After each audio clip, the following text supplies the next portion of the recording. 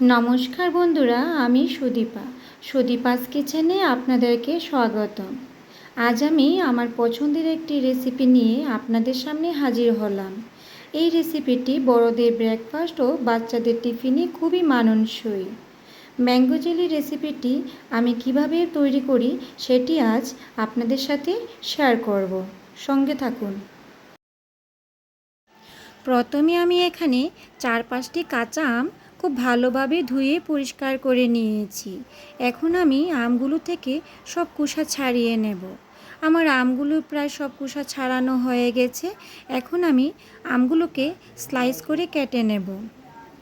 ঠিক এইভাবেই স্লাইস করে কেটে নিতে হবে। আমার আমগুলো প্রায় স্লাইস করে কাটা হয়ে গেছে। এখন আমি চুলোতে একটি প্যান বসিয়ে দিয়েছি। ম্যাঙ্গো জেলি তৈরি করার জন্য যে গুঁড়ো মশলার প্রয়োজন সেটি আমি এই প্যানটির মধ্যে ড্রাই রোস্ট করে নেব।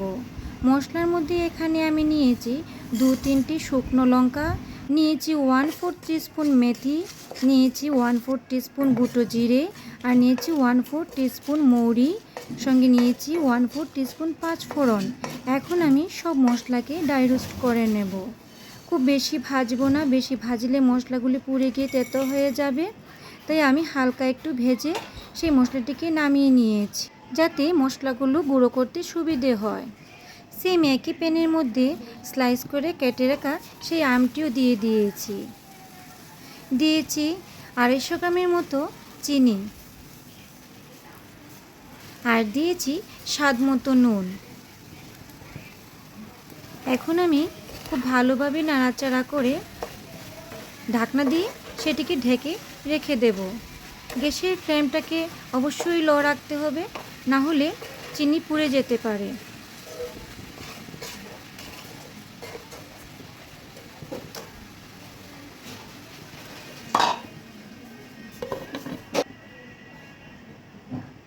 ঢাকনাটি তুলে আমি আবারও সেটিকে আলতো হাতে নাড়াচাড়া করে দেব, যাতে খুব ভালোভাবে সেটা সেদ্ধ হয়ে আসে।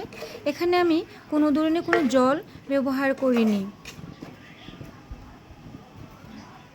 সেটি চিনির মধ্যেই সেদ্ধ হতে হবে। আমি আবারও ঢাকনাটি দিয়ে রেখে দিলাম। ঢাকনাটি তুলে এইভাবে 3-4 বার ভালোভাবে নাড়াচাড়া করে দিতে হবে, যাতে সেটা পুড়ে না যায়। আমার আমগুলো প্রায় সেদ্ধ হয়ে গেছে। এখন আমি নাড়াচাড়া করে সেটিকে ভালোভাবে ম্যাশ করে নেব। কালারের জন্য এখানে আমি নিয়েছি 2-3 ফুটো ফুড কালার নিয়েছি। এখানে আমি অরেঞ্জ ফুড কালারটা নিয়েছি, যাতে জেলির কালারটা সুন্দর আসে। আপনারা চাইলে সেটা নাও দিতে পারেন। সেটিকে আমি এখন খুব ভালোভাবে মিশিয়ে নেব।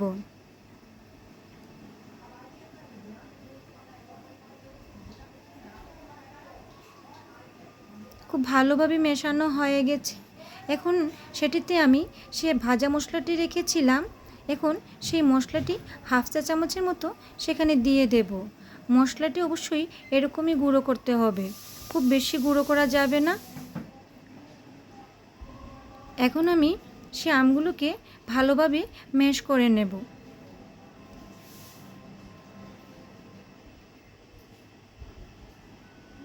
দেখুন, আমি পুরোপুরিভাবে ম্যাশ করে নিয়েছি, একটা জেলির আকারের মতো হয়েছে। এখন আমি একটা কাচের বয়মের মধ্যে সেটিকে রেখে দেব।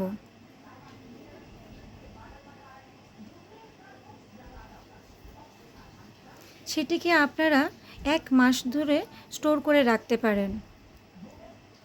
সেটি সকালে ব্রেকফাস্ট ও বাচ্চাদের টিফিনের জন্য খুবই মানানসই।